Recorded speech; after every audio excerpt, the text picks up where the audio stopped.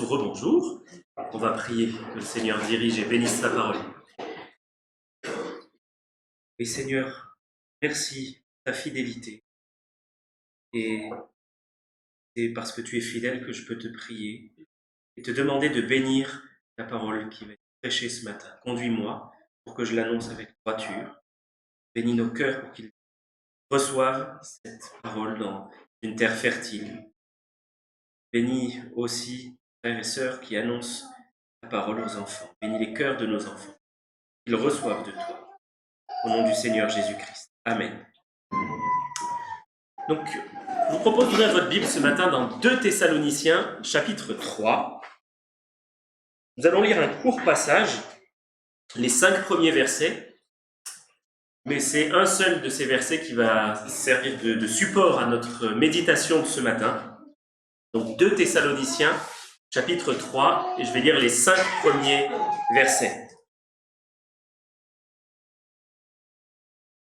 L'apôtre Paul écrit « Au reste, frères, priez pour nous, afin que la parole du Seigneur se répande et soit glorifiée comme elle l'est chez vous, et afin que nous soyons délivrés des hommes méchants et pervers, car tous n'ont pas la foi.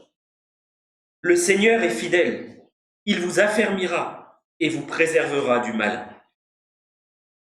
Nous avons à votre égard cette confiance dans le Seigneur que vous faites et que vous ferez les choses que nous recommandons. Que le Seigneur dirige vos cœurs vers l'amour de Dieu et vers la patience de Christ. De ce texte, je vais simplement souligner et relire le verset 3. Le Seigneur est fidèle, il vous affermira et vous préservera du mal. Le Seigneur est fidèle, il vous affermira et vous préservera du mal. Alors, de ce texte, nous allons voir, comme à notre habitude, le contexte. Et nous allons voir d'abord les 3 parties de ce texte. D'abord, quelques mots sur la fidélité de Dieu, sur ce que veut dire être affermi et être préservé. Être préservé du mal ou du malin. Ce que vous pouvez avoir dans votre version, il vous gardera ou il vous préservera du mal et non pas forcément du malin.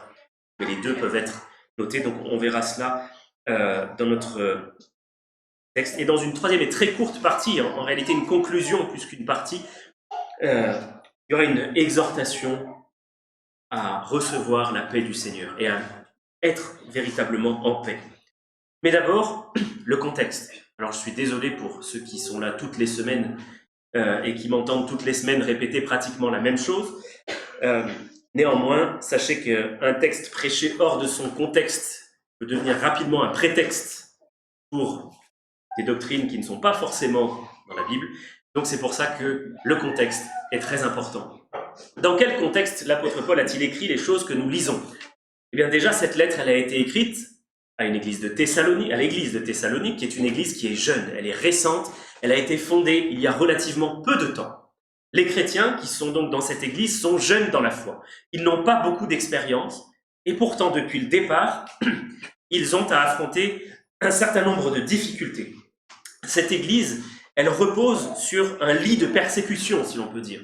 Son fondement a été posé au sein de grandes difficultés parce que les chrétiens, dès le début, à Thessalonique, ont été violentés, persécutés, mal reçus par leurs compatriotes à cause du Seigneur Jésus. Ils sont rejetés par la société, mais, et ça on l'avait vu dans la première épître surtout, ils tiennent bon dans la foi. C'est une église qui est en bonne santé spirituelle.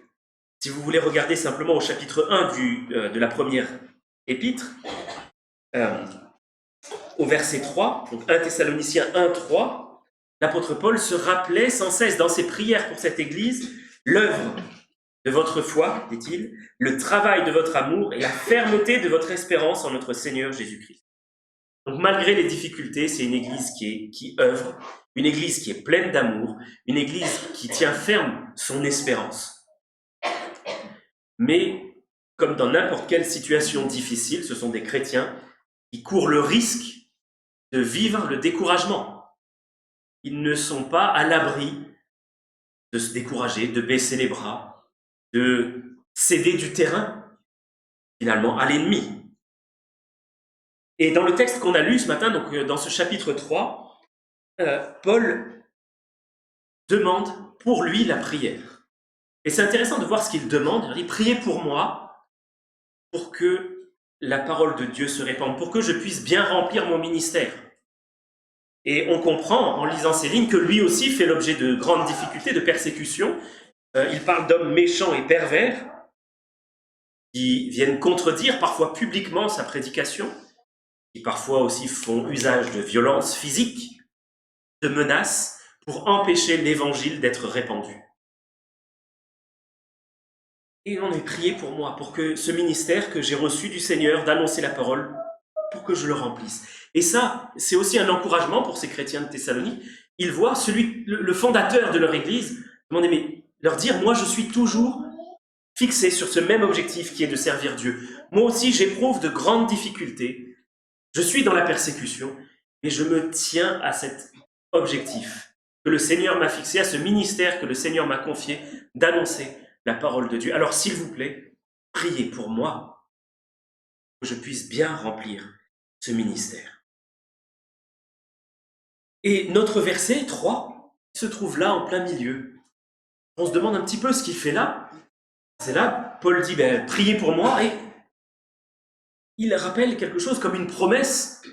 Le Seigneur est fidèle, il vous affermira et vous préservera du mal.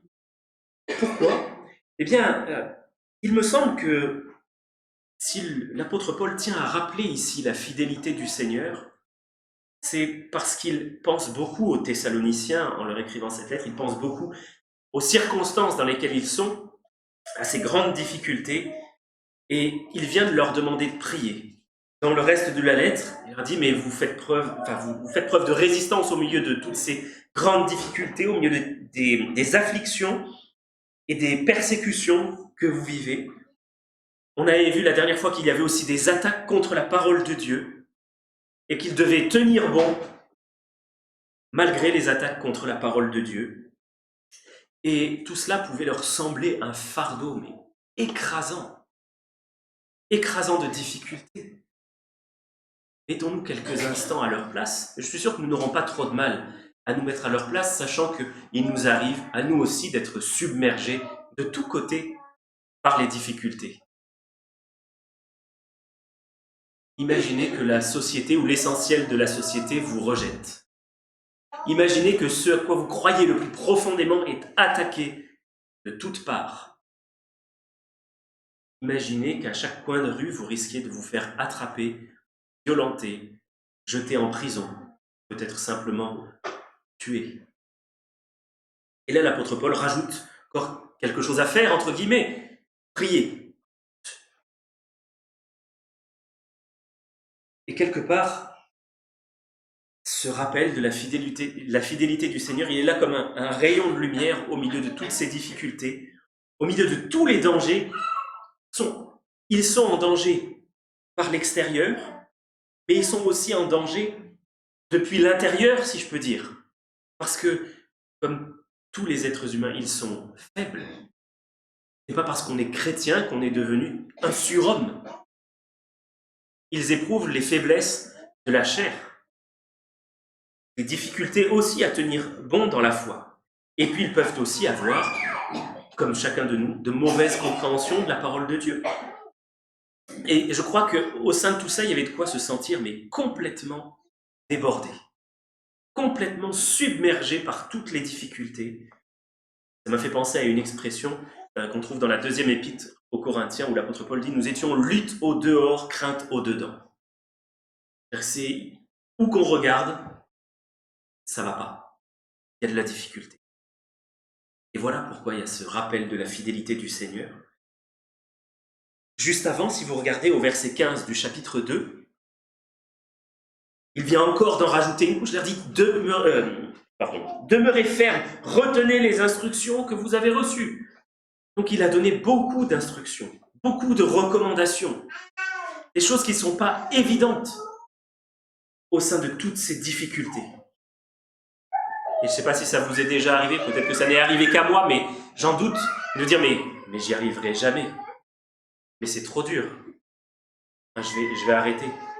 Je suis à un cheveu de tout abandonner. J'allais dire un pas, non, même pas un pas, un cheveu de tout abandonner tellement c'est difficile. Mais par ce verset, on est ramené à la pensée que tout ne dépend pas de nous. Il y a avec nous, pour nous, au-dessus de nous, un plus grand que nous qui est fidèle et qui nous fait la promesse de sa fidélité et de nous apporter un certain secours dans nos difficultés. C'est le rappel que notre sécurité ne dépend pas que de nous. Elle est assurée par un autre. Et ça, c'est un grand réconfort d'avoir un Dieu qui est fidèle. On l'a chanté dans plusieurs cantiques ce matin. On l'a rappelé en lisant le psaume 91. Dieu est fidèle. Il ne manque jamais à sa parole. Il tient toujours tous ses engagements. Et là, Paul affirme à ses Thessaloniciens que Dieu va être fidèle pour eux. Il va tenir toutes ses promesses pour eux et il va le faire de deux manières, en les affermissant et en les préservant du malin. Et ce mot fidèle, il vient exactement de la même racine que le mot foi, le mot confiance. Dans notre Bible, nous pouvons avoir le mot confiance, le mot foi, le mot fidélité. En réalité, dans le texte grec, c'est la même racine. C'est un Dieu qui est digne de confiance. Nous pouvons nous abandonner totalement à lui parce qu'il ne peut pas mentir. Impossible pour lui de mentir. De même qu'il est impossible pour lui d'être infidèle parce qu'il ne peut pas se renier lui-même. Et donc d'abord, il sera fidèle pour affermir. Il sera là pour rendre plus fermes ceux qui chancellent, ceux dont les cœurs tremblent, ceux dont la foi n'est pas encore bien affermie. Est-ce que vous n'avez pas déjà fait dans votre vie avec le Seigneur l'expérience du doute? Pas du petit doute qui passe comme ça et qui s'en va, mais du doute persistant. Vous pouvez trembler, disant je n'aurai pas la foi suffisante pour continuer. Je vais m'effondrer. Et le Seigneur promet ici de rendre ferme ceux dont la foi est chancelante. Il promet de rendre forts ceux qui sont faibles. Notez que la fermeté, cette force, c'est pas en nous qu'elle se trouve. Nous aurions tort de la chercher en nous. C'est Dieu qui la donne. Il est fidèle pour le faire. On va regarder un passage dans le premier livre des Chroniques, chapitre 29. 1 Chronique, chapitre 29. Alors, on ne va pas très souvent dans le livre des Chroniques pendant les prédications, mais ce passage-là, on y va assez souvent lors de nos cultes. 1 Chronique, chapitre 29. Je vais lire les versets 10 à 12. 1 Chronique 29, 10 à 12.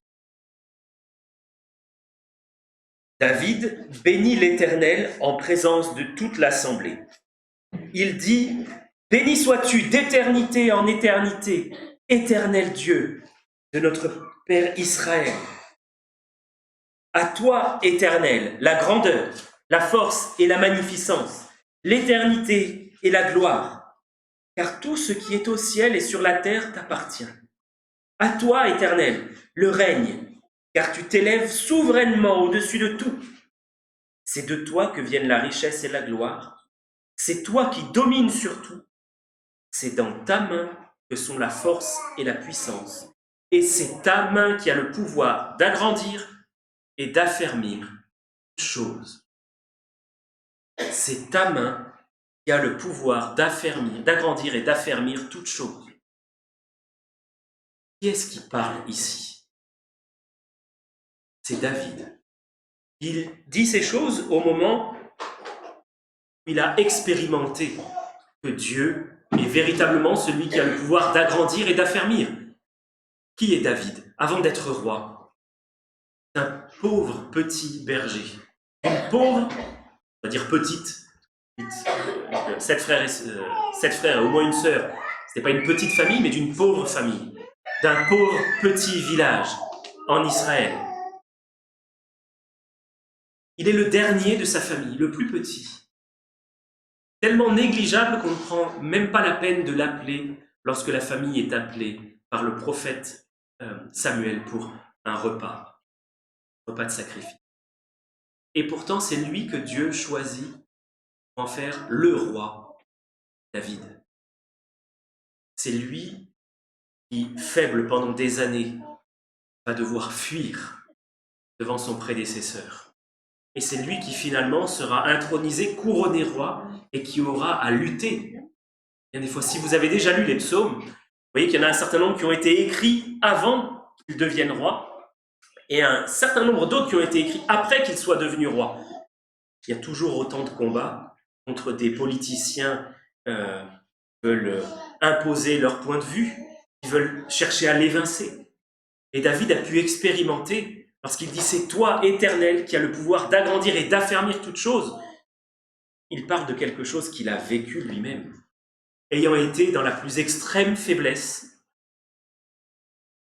ayant péché à plusieurs reprises, s'étant même un jour réfugié chez l'ennemi, plutôt qu'en s'abritant sous l'abri du Très-Haut.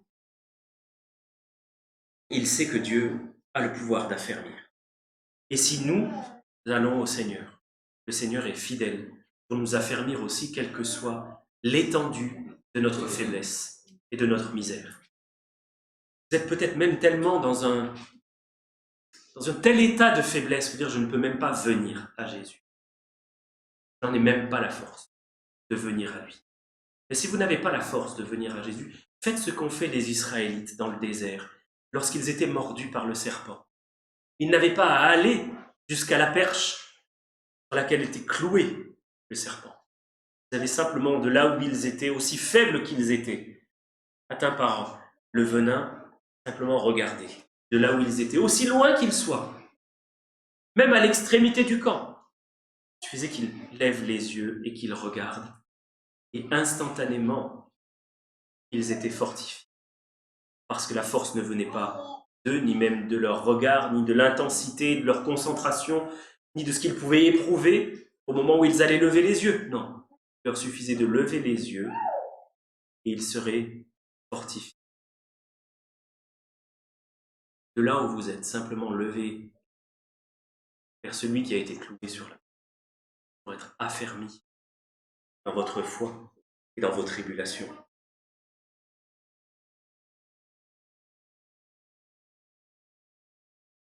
Mettre devant nos yeux un autre passage que j'affectionne particulièrement dans l'Épître aux Romains, chapitre 14. Romains, chapitre 14, verset 4.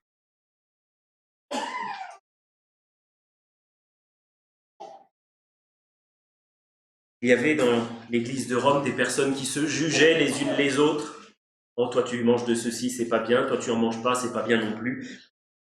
Et au verset 4, il est dit « Qui es-tu, toi, qui juges un serviteur d'autrui? S'il se tient debout ou s'il tombe, cela regarde son maître. Mais il se tiendra debout, car le Seigneur a le pouvoir de l'affermir. » C'est une belle promesse, là, voir le serviteur se tiendra debout parce que le maître du serviteur a le pouvoir de l'affermir. Nous sommes des serviteurs et bien souvent nous pouvons dire que nous sommes des serviteurs inutiles, mais le Seigneur a le pouvoir, et j'ai envie de dire plus que le pouvoir, il a la volonté de nous faire tenir debout.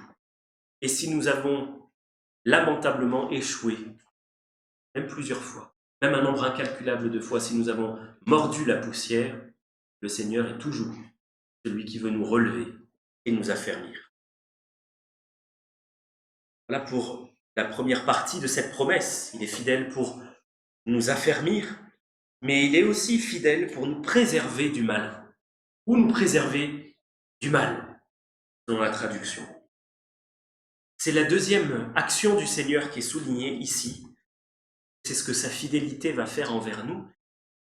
Alors, dire, mais il faut expliquer quand même cette idée d'être préservé du malin ou d'être préservé du mal.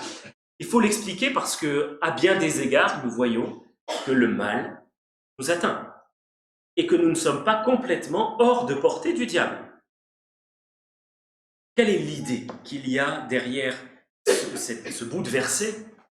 Ce n'est pas que Dieu va nous éviter toujours tout mal, ni qu'il va toujours tenir le diable et ses agents hors de notre portée. Il y a un certain nombre de passages dans la Bible qui nous disent de nous mettre nous-mêmes en garde contre le diable, de nous tenir prêts pour affronter ses pièges.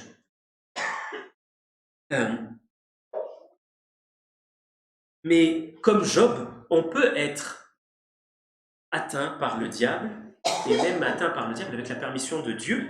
Regardez Job, chapitre 1, verset 6. Job, chapitre 1, verset 6.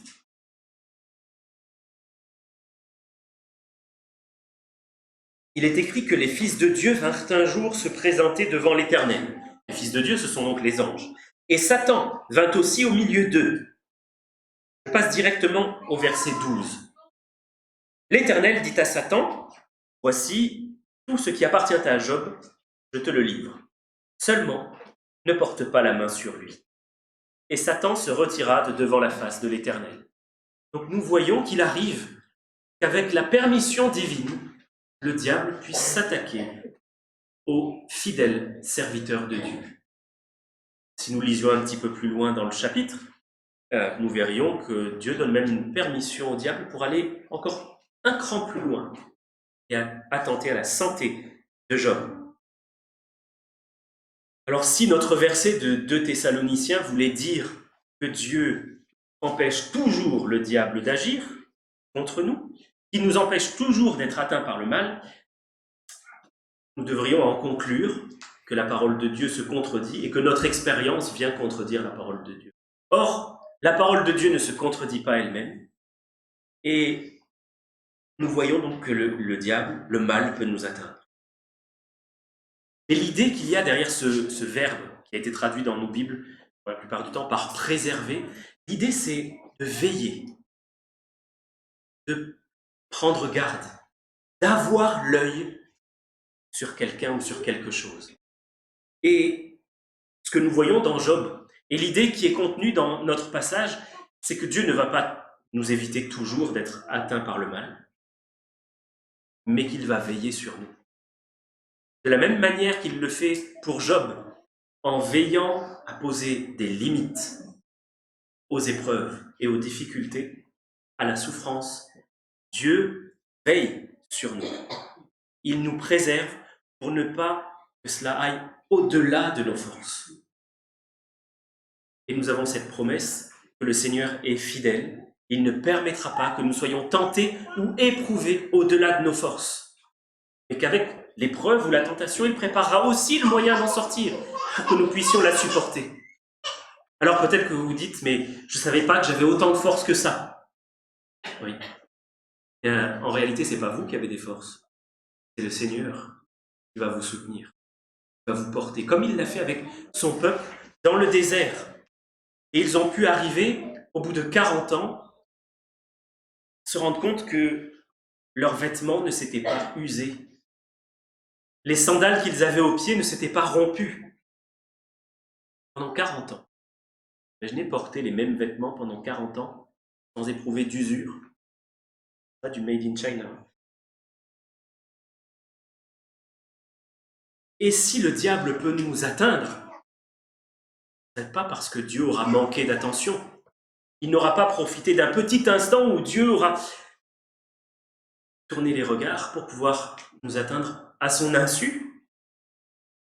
C'est avec sa permission et avec la certitude que Dieu aura posé une limite précise, claire, que le mal n'aille pas au-delà de ce que nous pouvons supporter.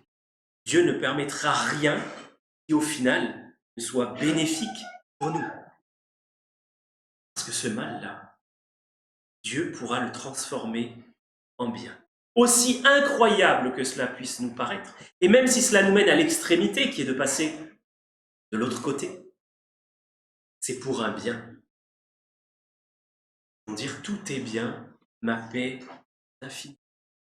Que nous sommes entre les mains d'un Dieu fidèle de nous affermir et nous préserver. Vous connaissez, pour la plupart d'entre nous, j'en suis sûr, Romains chapitre 8, verset 28. Romains 8, 28 qui nous dit « Nous savons du reste que toute chose concourt au bien de ceux qui aiment Dieu, de ceux qui sont appelés selon son dessein. » Certaines traductions disent « Nous savons que toutes choses travaillent ensemble pour le bien de ceux qui aiment Dieu. » Dieu fait travailler toutes choses qui nous arrivent pour notre bien. N'est-ce pas surprenant? Ça met certainement à l'épreuve notre foi, notre raisonnement, mais c'est ainsi que la parole de Dieu nous décrit l'œuvre de Dieu. Je vais encore lire deux passages dans l'évangile de Jean, Jean chapitre 10. Je vais lire les versets 10 à 15, puis 27 à 30. Jean 10, versets 10 à 15, puis 27 à 30. Le Seigneur Jésus dit que le voleur ne vient que pour dérober, égorger et détruire. Moi, je suis venu afin que les brebis aient la vie et qu'elle l'ait en abondance. Je suis le bon berger. Le bon berger donne sa vie pour ses brebis. Mais le mercenaire, vous comprenez le berger qui est simplement un employé, donc le mercenaire qui n'est pas le berger et à qui n'appartiennent pas les brebis, voit venir le loup, abandonne les brebis et prend la fuite. Et le loup les ravit et les disperse. Le mercenaire s'enfuit parce qu'il est mercenaire et qu'il ne se met point en peine des brebis. Je suis le bon berger. Je connais mes brebis et elles me connaissent, comme le Père me connaît et comme je connais le Père. Et je donne ma vie pour mes brebis. Le Seigneur qui a donné sa vie pour ses brebis, fuira-t-il lorsque le loup se présentera devant nous? La Bible nous dit que non. Lorsque le diable vient pour exercer son œuvre, et il est dit ici que son œuvre c'est dérober, égorger, détruire, le Seigneur est avec nous, il ne recule pas. Il le laisse simplement agir pour notre bien. Le mercenaire, ici, c'est celui auquel s'oppose le Seigneur. Il dit, moi je ne suis pas un mercenaire. Le mercenaire, c'est l'employé. Celui qui pointe en arrivant, qui pointe en partant, et qui touche son salaire à la fin du mois, mais il ne fera pas plus que ce qui lui est demandé. Et moi je ne suis pas comme ça. Je vais aller au-devant pour vous protéger si c'est nécessaire. Maintenant, regardons les versets 27 à 30. Le Seigneur dit, mes brebis entendent ma voix. Je les connais et elles me suivent. Je leur donne la vie éternelle et elles ne périront jamais et personne ne les ravira de ma main. Mon Père qui me les a donnés est plus grand que tous et personne ne peut les ravir de la main de mon Père. Moi et le Père, nous sommes un. Peut-être que les épreuves ou les difficultés que vous êtes en train de vivre vous donnent l'impression d'être secoués dans tous les sens. Il m'est arrivé une telle épreuve à une certaine période de ma vie. J'avais l'impression que la main du Seigneur n'allait pas être assez forte pour me retenir et que j'allais partir, mais au loin, parce que le diable était en train de secouer cette main pour que Dieu lâche. Dieu n'a pas lâché. Je suis toujours là. C'est à Dieu qu'en revient tout le mérite parce qu'il ne m'a pas lâché, parce qu'il ne peut pas lâcher. Et il ne lâchera jamais. Aucune des brebis ne manquera à l'appel. Je voudrais que nous ayons un encouragement en lisant tout cela parce que les dangers auxquels nous faisons face ne sont pas toujours visibles. Là, il est question du monde spirituel, de quelque chose que l'on ne peut pas voir. On ne peut pas voir ce qui se trame dans l'ombre, dans le monde des ténèbres.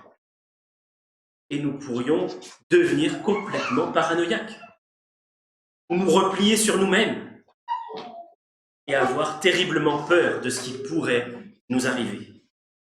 Et là, nous avons une promesse que le Seigneur va veiller. Et nous pouvons nous reposer sur lui. Nous nous appuyer sur lui sans aucune crainte, parce qu'il ne nous laissera pas tomber. Il ne va pas trahir notre confiance.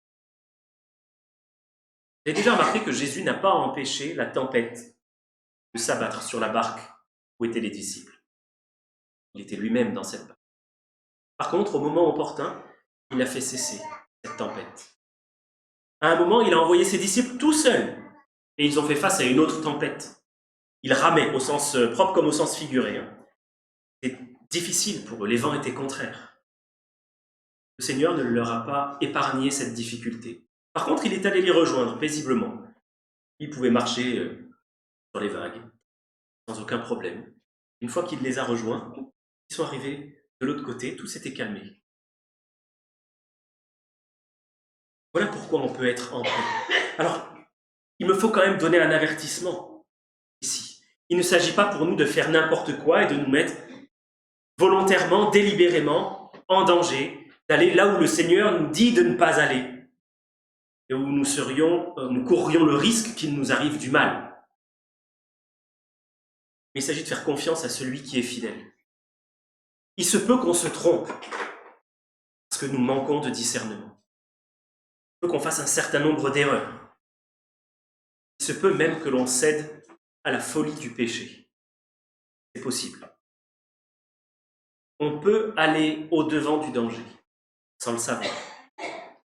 Et là encore, le Seigneur étendra sa main parce qu'il est fidèle.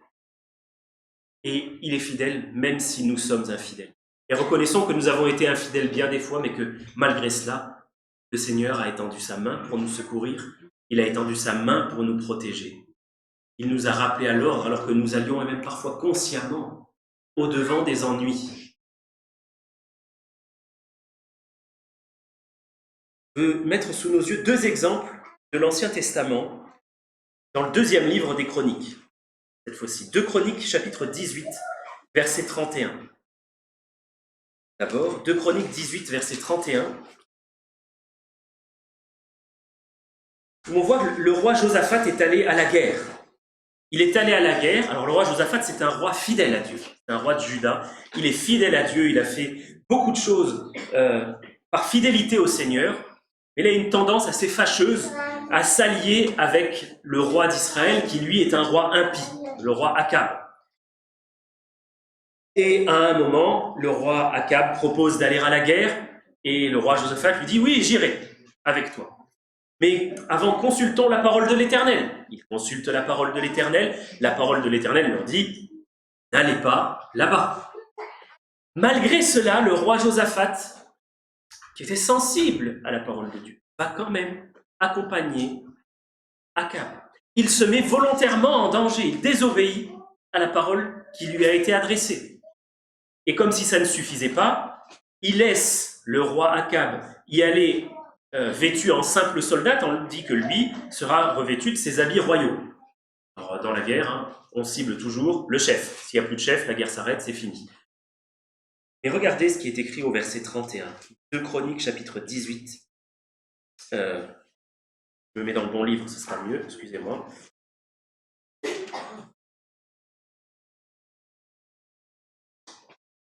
Quand les chefs des chars aperçurent Josaphat, ils dirent « C'est le roi d'Israël !»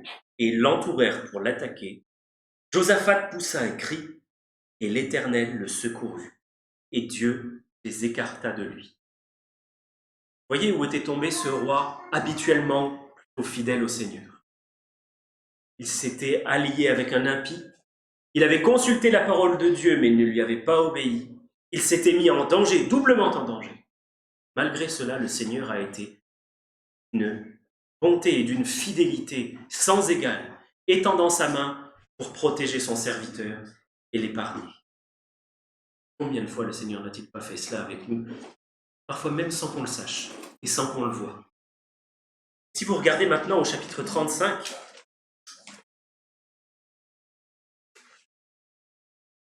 les versets 20 et 22, là nous avons quelque chose d'assez semblable. C'est un autre roi, Josias. Il est écrit qu'après tout cela, après que Josias eut réparé la maison de l'Éternel, Nécho, roi d'Égypte, monta pour combattre à Carchemish sur l'Euphrate. Josias marcha à sa rencontre, et Nécho lui envoya des messagers pour dire « Qu'y a-t-il entre moi et toi, roi de Juda ? Ce n'est pas contre toi que je viens aujourd'hui, c'est contre une maison avec laquelle je suis en guerre. Et Dieu m'a dit de me hâter. Ne t'oppose pas à Dieu qui est avec moi, de peur qu'il ne te détruise. Mais Josias ne se détourna point de lui, et il se déguisa pour l'attaquer sans écouter les paroles de Nécho qui venaient de la bouche de Dieu. Il s'avança pour combattre dans la vallée de Megiddo. Bon, je vais lire la suite. Les archers tirèrent sur le roi Josias, et le roi dit à ses serviteurs, « Emportez-moi, car je suis gravement blessé. » Et le roi Josias finit par mourir des suites de ses blessures. Pourquoi est-ce que je tiens à citer ces deux passages? Parce que nous avons là le Seigneur qui agit de deux manières différentes, dans des situations à peu près semblables. Deux rois plutôt fidèles. L'un se met en danger, l'autre se met en danger. Dieu secourt l'un, il ne secourt pas l'autre. Prenons garde de ne pas tenter Dieu. C'est une grâce que Dieu ait secouru Josaphat. Une grâce que Dieu n'est jamais obligé d'exercer. Ce n'est pas parce qu'il nous a secouru 1, 2, 3 fois, 10 fois, alors que nous sommes allés volontairement au-devant des ennuis et du péché. Il le fera systématiquement. Et là, nous en avons l'exemple avec le roi Josias. Le Seigneur n'a pas jugé bon d'étendre sa main et de protéger celui qui pourtant l'avait servi fidèlement. Prenons garde de ne pas tenter le Seigneur. Mais nous avons malgré tout la promesse, et je tiens à la proclamer parce que c'est une promesse véritablement évangélique. Si nous confessons nos péchés, il est fidèle et juste pour nous les pardonner et pour nous purifier de toute iniquité. Il est fidèle là aussi. Nous nous jugeons nous-mêmes pour nous purifier et nous pardonner tous les péchés que nous lui aurons confessés. Et je termine en guise de conclusion avec cette exhortation à vivre dans la paix. On va lire 3 passages, d'abord dans Jean 14. Jean 14, le verset 1, et le verset 27.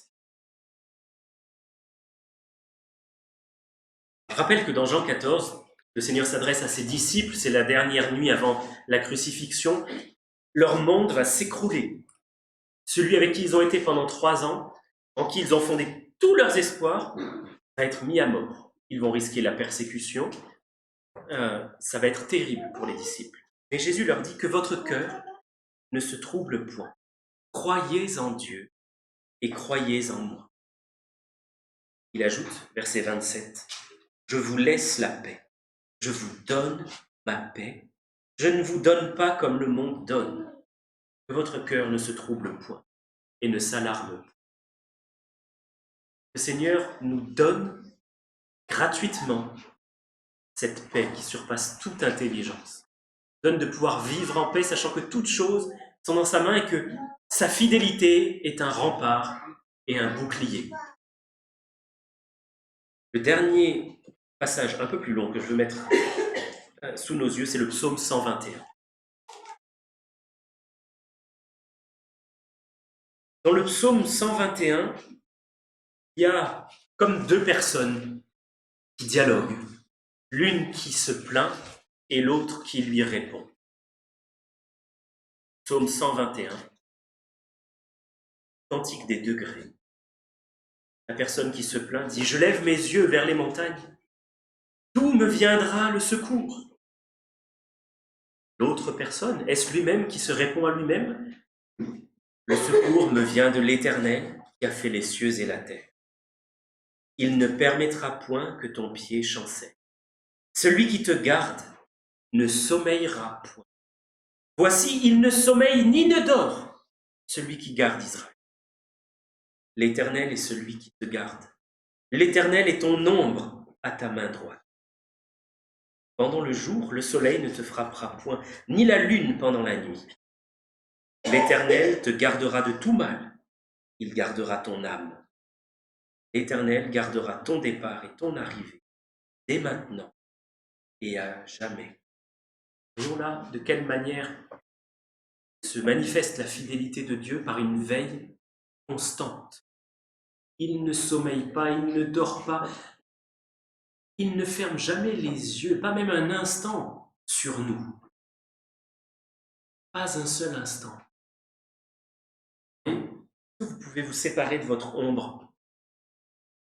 Vous pouvez vous séparer de votre ombre. Il est notre ombre à notre main. Que le Seigneur nous encourage et nous garde dans sa dépendance. On va prier.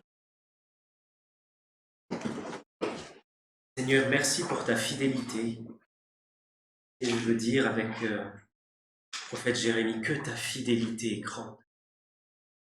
Seigneur, tu es fidèle quand nous sommes infidèles. Tu étends ta main pour nous protéger du danger, bien plus souvent que nous pouvons le dire, le voir ou même le comprendre. Merci parce que tu ne sommeilles pas, que tu ne dors pas, et que tes yeux sont constamment sur nous. Tes oreilles sont attentives à nos cris. Quel Dieu est semblable à toi. Seigneur, je te loue pour cette grâce que tu nous fais de nous garder, de veiller sur nous, de nous protéger. Garde-nous, Seigneur, dans la foi. Affermis-nous, afin que nous ne chancelions pas, nous tremblions. Faisons cette demande au nom du Seigneur Jésus-Christ. Amen.